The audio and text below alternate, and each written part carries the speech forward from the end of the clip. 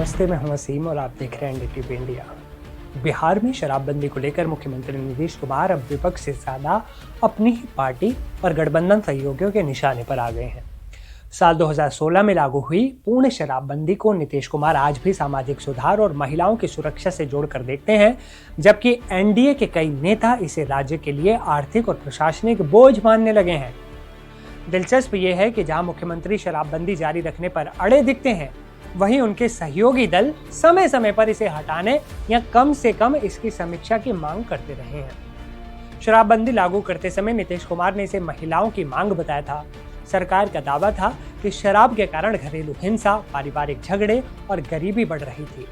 शराबबंदी के बाद महिला और बाल विकास विभाग और पुलिस के आंकड़ों के अनुसार शुरुआती 2 से 3 सालों में घरेलू हिंसा और महिला उत्पीड़न से जुड़े मामलों में करीब 12 से 18% तक की गिरावट भी दर्ज की गई थी।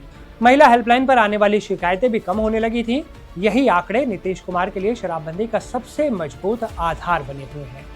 हालांकि समय के साथ शराबबंदी के नकारात्मक पहलू भी सामने आने लगे। सबसे बड़ा सवाल राज्य के राजस्व को लेकर उठा। शराबबंदी से पहले यानी 2010 से 2015 के बीच बिहार सरकार को शराब बिक्री से हर साल औसतन 4 से 5 हजार करोड़ रुपए का उत्पाद शुल्क मिलता था। साल 2015-16 में ये आमदनी करीब 4.5 हजार करोड़ रुपए थी। शराबबंदी के बाद ये आय लगभग खत्म हो गई। इसी दौरान सरकार के खर्च लगातार बढ़ते गए, जिससे राज्य के खजाने पर दबाव बढ़ने लगा। इस दबाव का असर अब गठबंधन राजनीति में दिखने लगा है। बीजेपी के कुछ विधायक और नेता विधानसभा के अंदर और बाहर ये कह चुके हैं कि शराबबंदी कानून का दुरुपयोग हो रहा है, इसका गलत इस्तेमाल किया जा रहा है। हिंदुस्तानी अवाम मोर्चा के प्रमुख जीतन राम मांझी कई बार खुलकर कह चुके हैं कि शराबबंदी के मामले में गरीब और दलित समुदाय के लोग ज्यादा फंसते हैं, जबकि बड़े तस्कर बच निकलते हैं। लोक जनशक्ति पार्टी से जुड़े नेताओं ने भी सीमित और नियंत्रित शराब बिक्री की वकालत की, जिससे राजस्व भी मिले और अवैध कारोबार पर लगाम भी लगे। शराबबंदी के बाद अवैध शराब और तस्करी की समस्या तेजी से बढ़ी है। शराबबंदी से पहले के दौर में शराब कानूनी रूप से बिकती थी, इसलिए तस्करी या अवैध शराब जब्त के मामले सीमित थे, बहुत कम। हालांकि शराबबंदी लागू होने के बाद तस्करी बदल गई, तस्वीर बदल गई, एकदम तस्करी ज्यादा बढ़ गई, शुरू हो गई।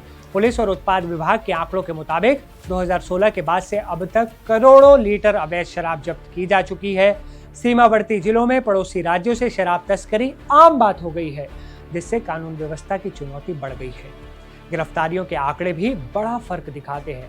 शराबबंदी से पहले शराब पीने या रखने पर गिरफ्तारी जैसी स्थिति नहीं थी। शराबबंदी लागू होने के बाद अब तक करीब 16 लाख लोगों की गिरफ्तारी शराब से जुड़े मामलों में हो चुकी है। हर साल औसतन 2 लाख लोग शराब सेवन, रखने या फिर तस्करी के आरोप में पकड़े जाते हैं। इससे जेलों पर बोझ बढ़ रहा है और अदालतों में लंबित मामलों की संख्या तेजी से बढ़ रही है, जो चिंता का विषय है। जहरीली शराब की अगर बात करें तो जहरीली शराब पीने से 500 से ज्यादा मौतें, सबसे संवेदनशील है कि ये मुद्दा कि 500 से ज्यादा मौतें बिहार में हो चुकी हैं जहरीली शराब की वजह से। और इसके लिए आरोप लगता है कि क्योंकि शराबबंदी है, अच्छी क्वालिटी की शराब नहीं आ पाती, इसलिए चोरी छिपे शराब की तस्करी होती है, नकली शराब बनती है, जहरीली शराब बिकती है और लोग मरते हैं। जहरीली शराब से होने वाली मौतें बढ़ती जा रही हैं। शराबबंदी से पहले ऐसी घटनाएं कभी कभार होती थी, लेकिन संख्या सीमित रहती थी। शराबबंदी के बाद अलग अलग जिलों में जहरीली शराब से मौतों की घटनाएं बार बार सामने आ रही हैं, जो चिंता का विषय है। सरकारी और मीडिया रिपोर्ट्स के मुताबिक 2016 के बाद से अब तक 500 से ज्यादा लोगों की मौत जहरीली शराब पीने से हुई है। सरकार इसे अवैध शराब और तस्करों की साजिश बताती है, लेकिन आलोचक इसे शराबबंदी की बड़ी विफलता भी मानते हैं। अब बड़ी योजनाओं का बोझ सरकार कैसे उठाएगी, ये भी एक सवाल उठता है, क्योंकि 4.5 हजार करोड़ रुपए जो 2015-16 में सरकार को मिले थे शराब बिक्री की वजह से, वो अब नहीं मिल रहे हैं, इसलिए सरकार के बजट पर बोझ बढ़ रहा है। इस पूरी बहस को और तेज कर दिया है सरकार की नई सामाजिक योजनाओं ने। हाल ही में ग्रामीण महिलाओं को 10,000 रुपए की सीधी सहायता देने की योजना शुरू की गई। अनुमान है कि इस योजना पर सरकार को 8 से 10 हजार करोड़ रुपए तक खर्च करने पड़ सकते हैं। ऐसे में जब शराब से मिलने वाला स्थायी राजस्व स्रोत बंद है, तो गठबंधन सहयोगी ये सवाल उठा रहे हैं कि इतनी बड़ी योजनाओं का बोझ सरकार का खजाना कैसे उठाएगा। इन सब विवादों के बावजूद नीतीश कुमार शराबबंदी का कानून वापस लेने को तैयार नहीं है। राजनीतिक रूप से शराबबंदी नीतीश कुमार की पहचान से जुड़ चुकी है। इसे महिला वोट बैंक का मजबूत आधार माना जाता है। महिलाओं ने इसलिए वोट करती है क्योंकि उन्होंने शराब पर पूर्ण पाबंदी लगा दी है।